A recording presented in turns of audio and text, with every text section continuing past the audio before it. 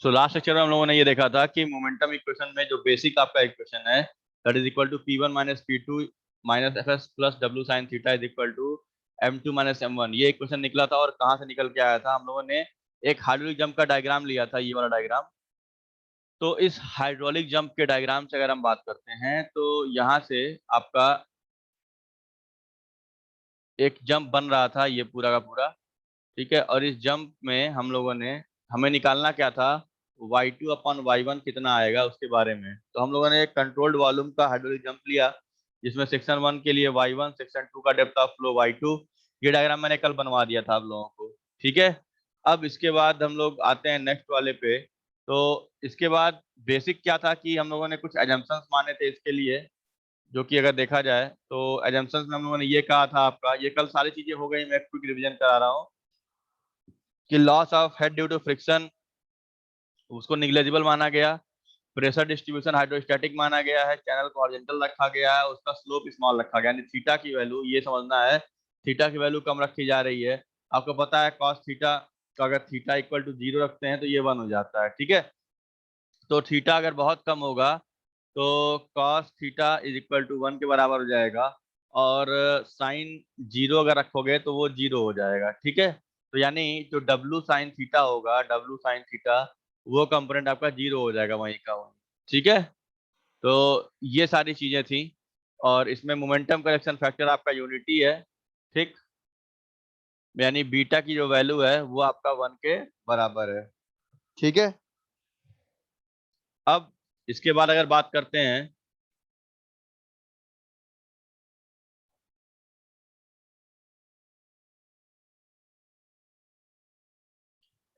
तो ये क्वेश्चन हमने निकाला था, P1 minus P2 minus FS W sine theta equal to M2 minus M1। P1 P2 आपका प्रेशर फोर्स है, FS आपका शियर फोर्स या फ्रिक्शनल रेजिस्टेंस फोर्स कह सकते हो, W साइन थीटा आपका वेट कंपोनेंट है, M1 M2 आपका मोमेंटम फ्लक्स है। तो कल के लेक्चर में हम लोगों ने यहाँ तक की चीजें देखी थी कि P1 क्या होता है, कैसे निकलता है, P2 कैसे निकलेगा, M2 क्या है, M1 क्या है, ये सारी चीजें हम लोग कल डिराइव कर निकाल चुके थे कि ये सारे टर्म्स कैसे आ रहे हैं आपके। ठीक है, तो इसके अकॉर्डिंग अगर बात करते हैं,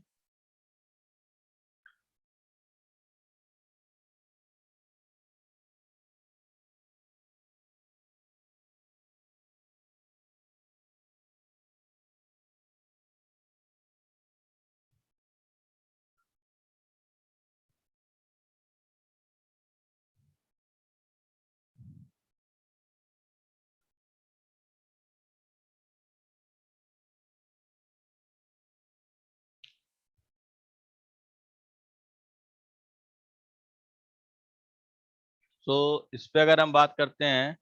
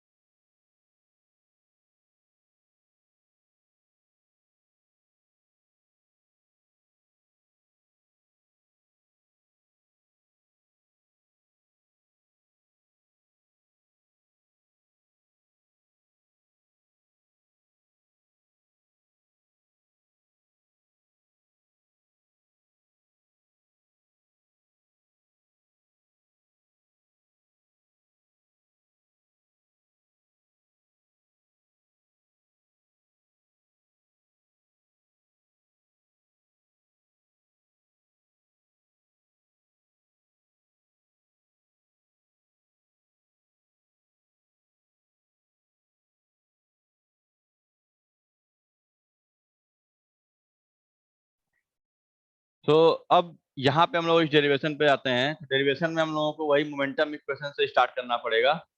ठीक है, और यहाँ पे आप कह सकते हो हम लोगों ने एक माना है hydraulic jump in horizontal rectangular channel, यानी हम लोग एक हॉरिजेंटल यानी जिसमें कोई स्लोप अभी नहीं माना है, हॉरिजेंटल रेक्टेंगुलर चैनल पे हम लोग हाइड्रोलिक जंप की स्टडी कर रहे हैं। ठीक है, यानी जैसे कोई फ्लो कहीं आ रहा है तो यहाँ पे सरफेस आपका हॉरिजेंटल रखा गया है, इस पे स्ट्राइक करके ये ऐसे उठ रहा है।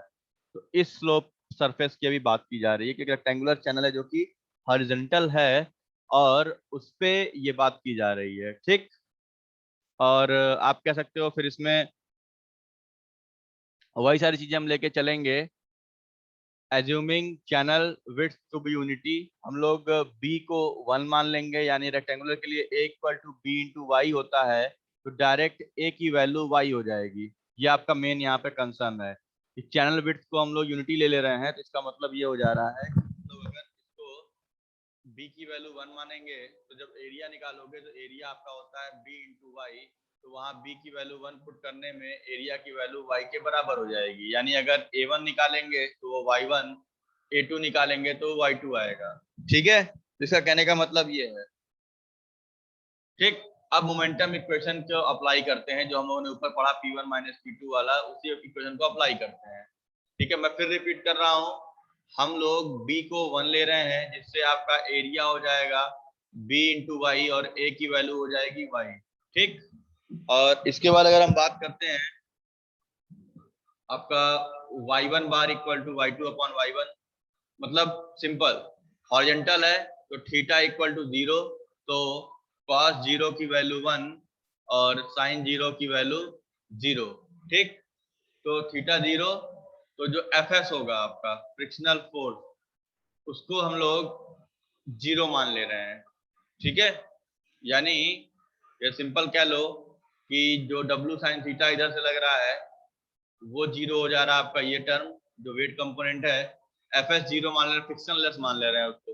ठीक, कंसीडर, यहाँ लिखा ना consider horizontal friction less rectangular channel, तो हम स्टार्टिंग में ही ये सब मान ले रहे हैं कि थीटा 0 होगा, एफ एस 0 होगा, बी की वैल्यू 1 होगी। तो ये सारी चीजें मान ली जा रही हैं कि थीटा बराबर 0, एफ एस यानी शियर फोर्स 0 और बी की वैल्यू 1, वाई बार रेक्टेंगुलर के लिए y/2 होता है।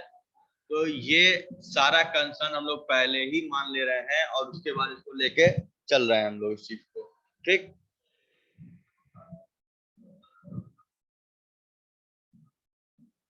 तो इसको ना तो नोट कर लीजिए यहाँ से, जो भी चीजें मैंने लिखी हैं।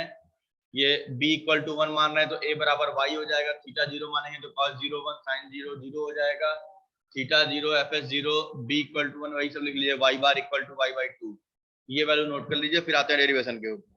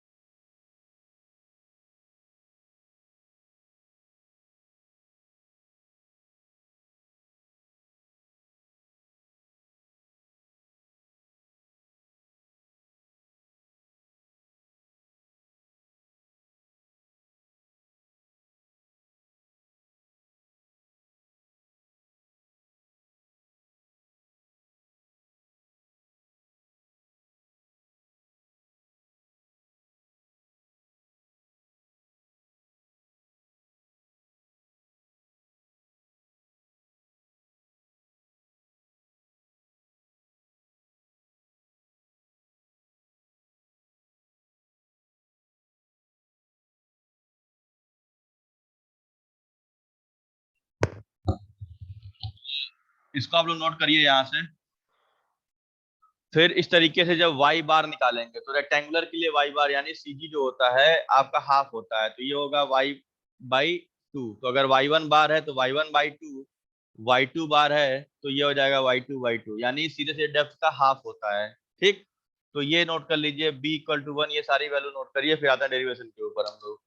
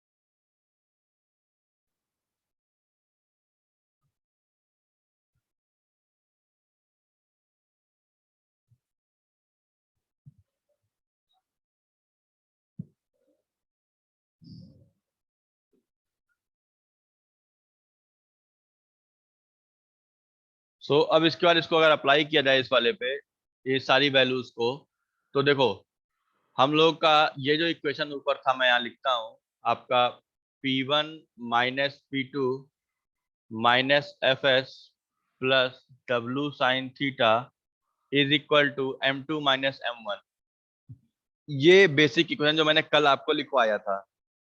अब इस पे अगर देखो तो एफ एस हम जीरो कर चुके हैं, डब्ल्यू साइन थीटा जीरो कर चुके हैं, यानी ये दो टर्म आपके ऑलरेडी यहाँ से कह सकते हो कि ये खत्म हो गया और ये खत्म हो गया। तो बचता क्या है, P1 - P2 is equal to M2 - M1, यही बचेगा।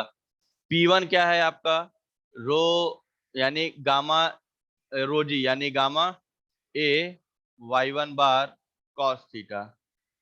गामा यहाँ पे रो इंटू जी है, यूनिट वेट जो कह सकते हो, या इस पर आपका रो इंटू जी। ठीक है, तो F row ji A H बार होता है। जब इसको अपने ट्रांसफॉर्म करेंगे P1 पे तो ये हो जाएगा रो जी ए वाई बार यानी Y1 बार, और रो जी को इसने गामा लिखा है तो gamma A Y1 bar into cos theta. अब theta is equal to zero, cos zero equal to one, तो यानी P1 आपका आ जाएगा गामा ए, और Y1 बार की वैल्यू क्या है, Y1/2। ठीक है, तो देखो वही Y1/2 और गामा। ठीक है, और A A equal to B into Y1 होगा, बी की वैल्यू वन है तो ए इक्वल टू Y1 हो जाएगा। तो यानी अगर हम लोग P1 की वैल्यू निकालें तो गामा यानी रोजी यानी गामा इंटू, ठीक, ए की वैल्यू Y1 इंटू Y1 बार की वैल्यू Y1/2, तो ये हो जाएगा रो जी Y1² बाई 2। तो यही है, देखो रो जी Y1² बाई 2 आपका बच रहा है। ठीक है, मैं फिर रिपीट कर रहा हूँ वही चीज आपको, कि आपका जो यहाँ पे था ए क्या हो गया, A1 की वैल्यू हो गई Y1, Y1 बार की वैल्यू हो गई Y1/2। जब दोनों मल्टीप्लाई करोगे तो आएगा Y1² बाई 2, तो ये हो गया Y1² बाई 2। और गामा जो है वो आपका ऑलरेडी रो और जी की वैल्यू है, तो 1/2 गामा Y1²। इस तरीके से है ये सारा चीज।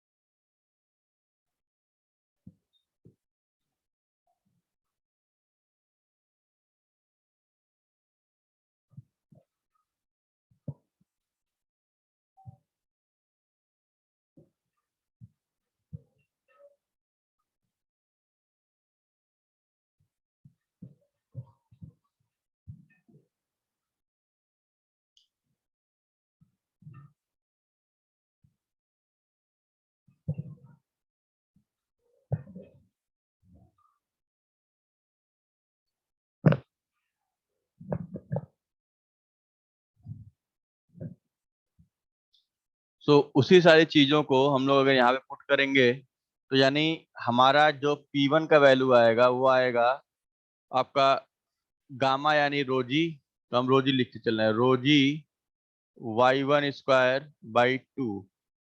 P2 आएगा आपका रो जी Y2² बाई 2।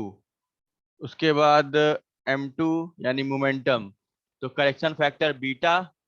ठीक है, और उसके बाद बी की वैल्यू वन रखेंगे तो Q/B को स्मॉल क्यू रख सकते हैं हम लोग। जैसे ये मोमेंटम क्या निकल के आता है, मोमेंटम फर्स्ट आपका निकलता है रो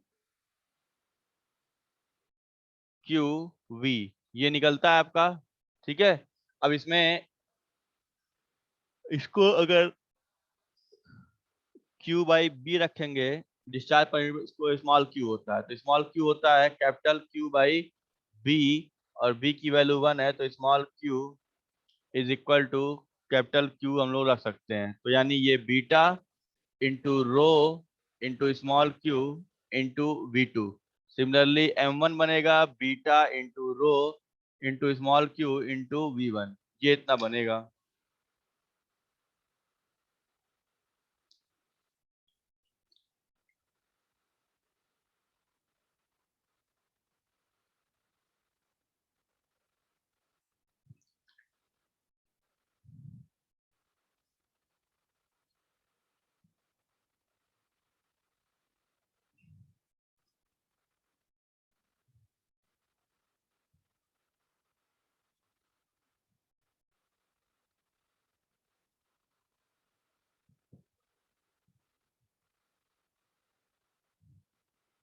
सो इन दोनों को निकाल करके ये इक्वेशन नोट करिए।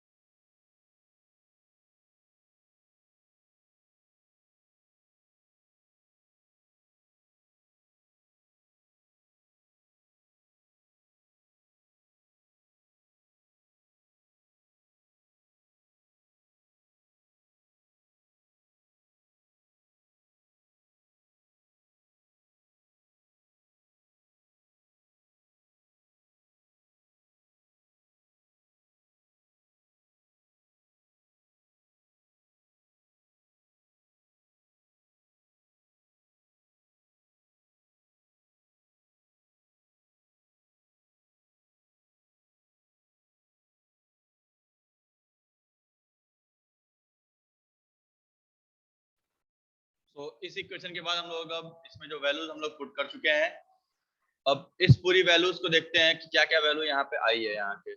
अब इस पे देखते हैं, ये आपकी वैल्यू P1 की है, ये वैल्यू P2 की है, ये वैल्यू M2 की है और ये वैल्यू आपकी M1 की है। ठीक, इन सारी वैल्यूज को पुट करने के बाद हम लोग फिर इस पे रख के सॉल्व सिंप्लीफाई करेंगे इसको। ठीक,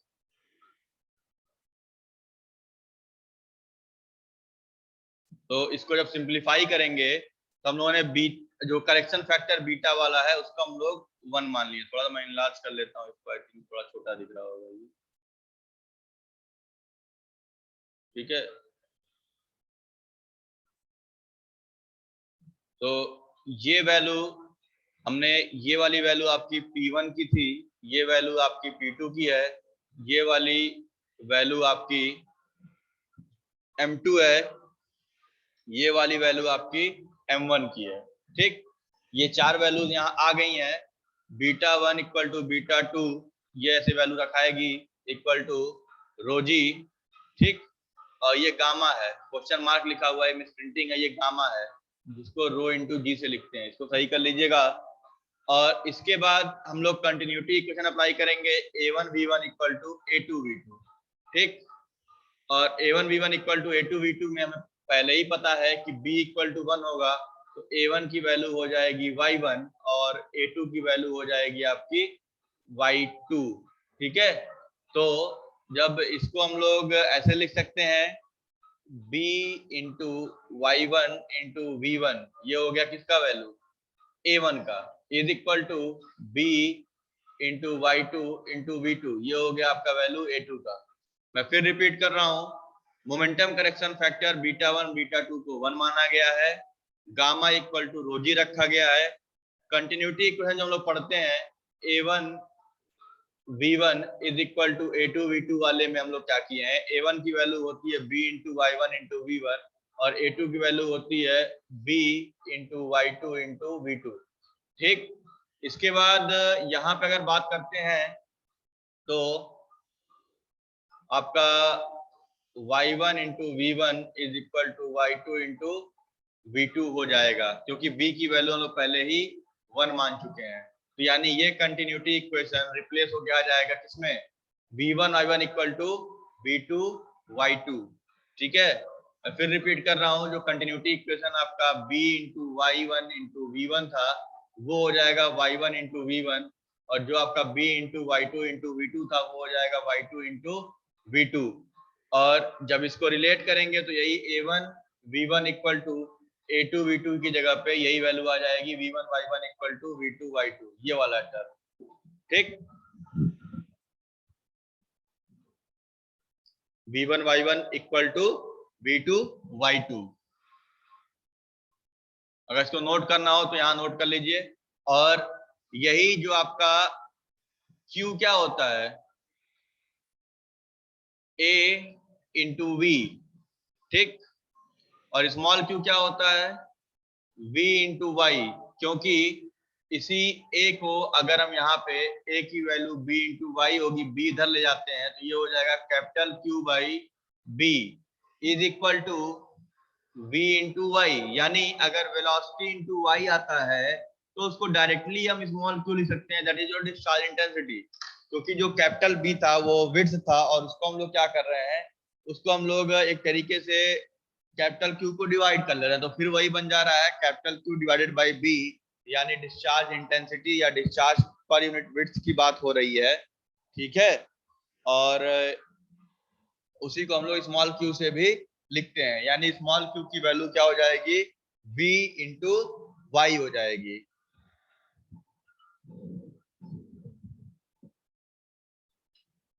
ठीक, तो ये कुछ कॉमन एक्सप्लेनेशन से कि कैसे ये टर्म्स आ रहे हैं।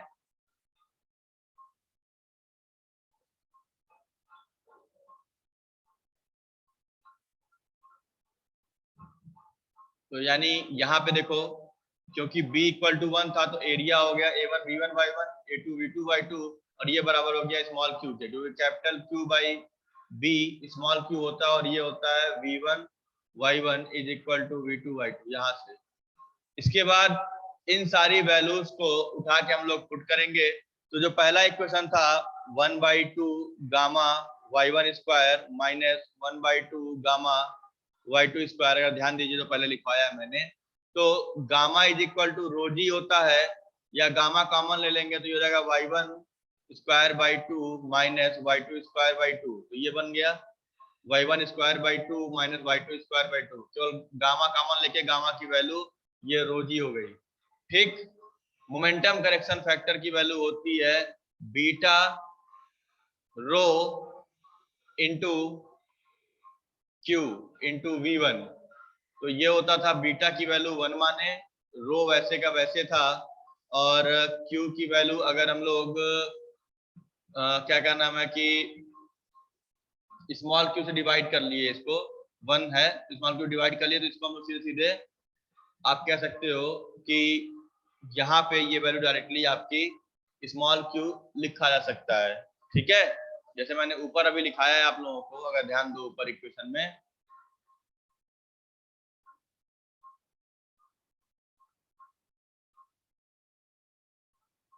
यहाँ पे तो रो इंटू क्यू कैसे आ रहा है, तो रो क्यू बी होता है कैपिटल, इस वाले टर्म में अगर बात करो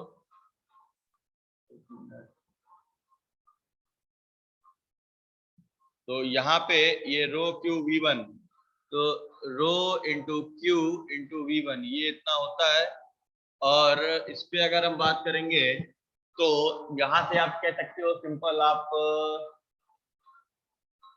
small Q equal to capital Q by B वाली वैल्यू यहाँ पे रखी गई है।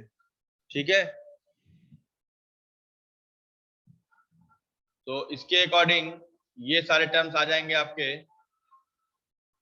तो इसके बाद ये इक्वेशन आप नोट कर लीजिए इसको, यहाँ वाले टर्म्स को, ये पूरा इक्वेशन जो आपका है, यही सारी वैल्यू पुट की गई है। इसको ऐसे सिंप्लीफाई करने के लिए वैल्यू रख के हम सिंपल सिंप्लीफाई कर रहे हैं। यहाँ रो जी कॉमन लिए हैं, यहाँ रो कॉमन लिए हैं, और इसके बाद हम लोगों ने कुछ नहीं किया है, टू चला गया इधर, ठीक है, तो ये हो जाएगा टू, ठीक, रो से रो कैंसिल हो गया, टू कॉमन लेके यहाँ जाएगा, क्यू कॉमन हो जाएगा यहाँ से, ठीक, यहाँ से क्यू कॉमन ले लेंगे, और हम ये जानते हैं डिस्चार्ज इंटेंसिटी। पहले ये लाइन लिखिए, फिर मैं एक्सप्लेन कर रहा हूँ, क्योंकि अभी कंफ्यूज जाएंगे आप लोग। ये लाइन नोट कर लीजिए, फिर बताता हूँ मैं इसके बाद कैसे आया है इसके नीचे वाली लाइन।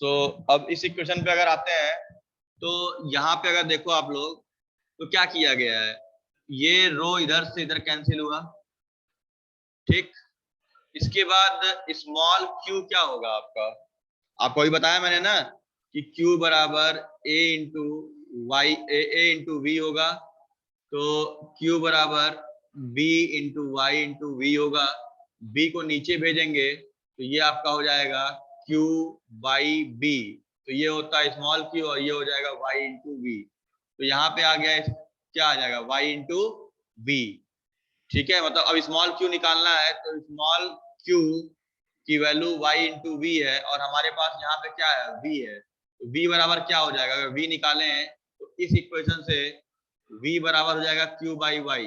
मैं फिर रिपीट कर रहा हूँ, कैपिटल Q बराबर a इंटू वी, Q बराबर a की वैल्यू b इंटू वाई हो गई इंटू वी हो गई, Q बाई बी रखे वो हो गया स्मॉल q, बराबर बचा v इंटू वाई। उसके बाद वहां से हम लोग क्या किए कि v is equal to cap small q by Y रख दिए, ये v की वैल्यू निकाल रहे हैं क्योंकि हमें यहाँ से v को रिप्लेस करना है, तो v1 हो जाएगा आपका q बाई y1, तो v1 आपका हो जाएगा यहाँ से v1 equal to q by y1, और v2 हो जाएगा q बाई y2, ठीक है, तो v1 हो गया q बाई y1, v2 हो गया q बाई y2, तो उस q को जब बाहर लेंगे तो एक q पहले से हमारे पास है, तो दो q बाहर आएगा, तो ये q स्क्वायर हो जाएगा, v2 की जगह आपका ये आ जाएगा, v1 की जगह ये आ जाएगा, इस तरीके से, और इससे हम इसको आसानी से रिप्लेस कर लेंगे, ठीक। अब साइन चेंज किया गया है, तो पूरे माइनस से मल्टीप्लाई कर देते हैं अगर, तो ये माइनस हो जाएगा, तो माइनस y1 इधर हो गया, यहाँ देखो इस वाले का साइन कन्वेंशन किया गया है, यहाँ पे साइन चेंज किया गया है, ठीक है। अगर मैं इसको थोड़ा लिखता हूँ कि क्या चीज की गई है यहाँ पे, तो देखो यहाँ वाले में small q is equal to V into Y होता है, यहाँ से v की वैल्यू q बाई वाई से रिप्लेस की गई है, तो यहाँ आ गया q बाहर निकालने के बाद अगर q कॉमन लेंगे तो ये हो जाएगा 1/y2 माइनस 1/y1। अब इसमें माइनस से मल्टीप्लाई भी किया गया है, तो माइनस मल्टीप्लाई करोगे तो ये माइनस, ये प्लस, ये माइनस, ये प्लस, तो ये हो गया आपका प्लस, ये हो गया minus 2q² by ji 1/y1 minus 1/y2, यहाँ तक हो जाएगा आपका, ठीक, ये वाली वैल्यू, ठीक है।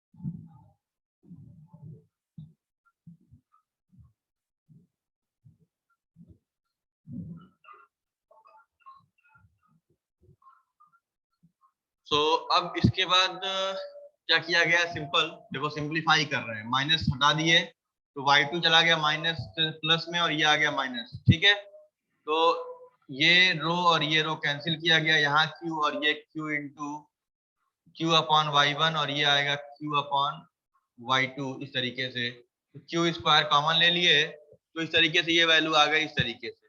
अब इसको एलसीएम लेके इधर भेजते हैं, ठीक है। थोड़ा सा रीअरेंज करना है बस चीजों को, और कुछ नहीं किया गया है। तो जब इसको रीअरेंज करेंगे तो ये देखो ए स्क्वायर, ठीक है, इस तरीके से ये बना हुआ है, ठीक है। ए स्क्वायर माइनस बी स्क्वायर, तो क्या हो जाएगा y2 माइनस y1, एक ब्रैकेट में y2 प्लस y1, और यहाँ जब एलसीएम लोगे तो ये हो जाएगा y2 minus y1 upon y2 y1। तो y2 माइनस y1 कैंसिल होगा। सिंपल, ये A square minus B square break किया गया, ए प्लस बी और ए माइनस बी से, ठीक है। तो y2 minus y1, y2 plus y1, और इधर भी y2 माइनस y1 एलसीएम लेने पे हो जाएगा, यहाँ एलसीएम लेंगे तो वैसे हो जाएगा। तो उस तरीके से यहाँ भी ये सिंप्लीफाई होके आपका कैंसिल हो जाएगा। तो बचेगा क्या, यहाँ नीचे ध्यान दो, तो यहाँ ये y2 y1 कैंसिल हुआ, जो मैंने बताया अभी कि y2 माइनस y1 कैंसिल हो जाएगा दोनों साइड से। तो इधर बचेगा y2 प्लस y1, तो y2 प्लस y1 यहाँ आ गया। जो नीचे ये y1 y2 का एलसीएम था वो यहाँ आ गया y1 y2 का, और ये 2q स्क्वायर बाई जी वैसे का वैसे है। और आपको पता है कि q स्क्वायर बाई जी क्या होता है, ये रेक्टेंगुलर के लिए yc क्यूब का फार्मूला है, याद करो। yc is equal to q square by G पे पावर 1/3 होता है, ठीक है। तो ये आपका रेक्टेंगुलर चैनल के लिए yc क्यूब का फॉर्मूला है। और इस पे जब ये वैल्यू पुट करेंगे तो ये वैल्यू हो जाएगी 2yc क्यूब, ठीक है। यहाँ पे हमने ए स्क्वायर माइनस बी स्क्वायर पे ब्रेक किया, तो ए प्लस बी ए माइनस बी दोनों साइड ए माइनस बी बना, यहाँ से एलसीएम ले लिए। तो इस तरीके से ये वाली वैल्यू यहाँ जब एलसीएम लोगे तो ये हो जाएगा y2 minus y1 upon y1 y2, और यहाँ हो जाएगा y2 minus y1 into y2 plus y1, ये हो गया पूरा। तो y2 माइनस y1 सब कैंसिल हो गया, ठीक। और इसके बाद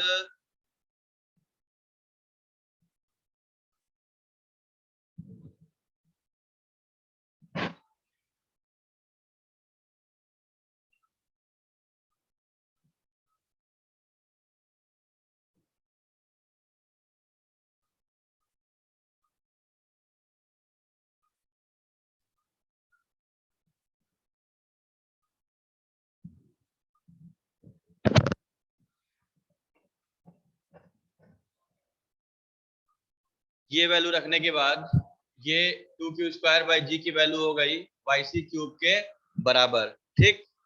ये सिंप्लाई हो के आ गया y1 plus y2 2q square by G, 2q square by G की वैल्यू आ गई yc क्यूब। इसके बाद यहां से जब सिंप्लीफाई करेंगे, आगे चलते हैं, इसको देखिए थोड़ा सा।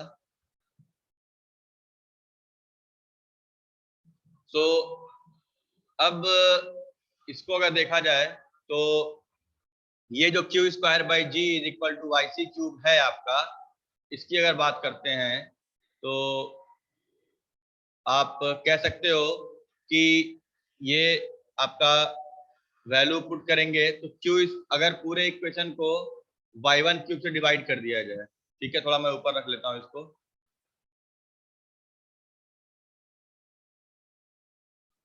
इस पूरे इक्वेशन को अगर पूरे को यहां से एक जस्ट मिनट, इस पूरे को अगर y1 क्यूब से डिवाइड किया जाए, ठीक, तो एक y1 यहाँ कैंसिल होगा, एक y1 यहाँ कैंसिल होगा, यहाँ आ जाएगा y1 क्यूब। तो देखो, तो ये अब इसको रखते हैं तो ये y2 अपॉन y1 निकालेंगे, यहाँ आएगा एक, ठीक है। एक कट गया, दो कट गया, एक ही बचा होगा, ठीक है। तो यहाँ y1 पूरा कट जाएगा तो यहाँ 1 बचेगा और y2 अपॉन y1 बच जाएगा, ठीक है। यानी एक y1 यहाँ, एक y1 यहाँ, वही जो बच गया है वही चीज यहाँ पे आपकी लिखी हुई है एक तरीके से, ठीक। इधर हो गया Q square by G y1 cube, और ये आपका होता है फ्रॉड नंबर के बराबर, क्योंकि फ्रॉड नंबर क्या होता है v अपॉन अंडर रूट जी वाई रेक्टेंगुलर के लिए, ठीक। तो एफ स्क्वायर क्या हो जाएगा v स्क्वायर अपॉन जी y1 या y हो जाएगा, ठीक। और जब v बराबर हमको पता है कि q बाई y होता है तो v स्क्वायर हो जाएगा q square by y square. तो जब f स्क्वायर वाले में v स्क्वायर की जगह हम लोग q स्क्वायर रखेंगे तो ये आ जाएगा q square by g y cube. अब f1 है तो यहाँ y1 लगेगा। मैं फिर रिपीट कर रहा हूँ, f बराबर v अंडर रूट जी वाई, f स्क्वायर बराबर हो जाएगा v स्क्वायर अपॉन जी वाई, ठीक। अब v को अगर स्मॉल q से निकाला जाए तो स्मॉल q बराबर होता है y इंटू वी। तो स्मॉल q बराबर आपका होता है y इंटू वी, तो वहां से v बराबर होगा q बाई वाई। तो v स्क्वायर की जगह क्या हो जाएगा, v स्क्वायर की जगह हो जाएगा q square by Y square. तो वही रखा गया q square by Y square. तो ऑलरेडी y था तो y क्यूब हो जाएगा, वाई स्क्वायर इधर कर देंगे, वाई स्क्वायर इधर कर देंगे नीचे, तो ये y1 क्यूब हो जाएगा। तो ये पूरी वैल्यू मतलब क्या हो जा रही है, इक्विवेलेंट हो जा रही है q square by G y1 cube के, और ये वैल्यू हो जाएगी f1 स्क्वायर के। यानी इसको हम लोग रिप्लेस कर लेते हैं फ्रॉड नंबर से, सीधे सीधे ये वैल्यू पूरी की पूरी होती है फ्रॉड नंबर के बराबर, ठीक। तो ये हो गया फ्रॉड नंबर।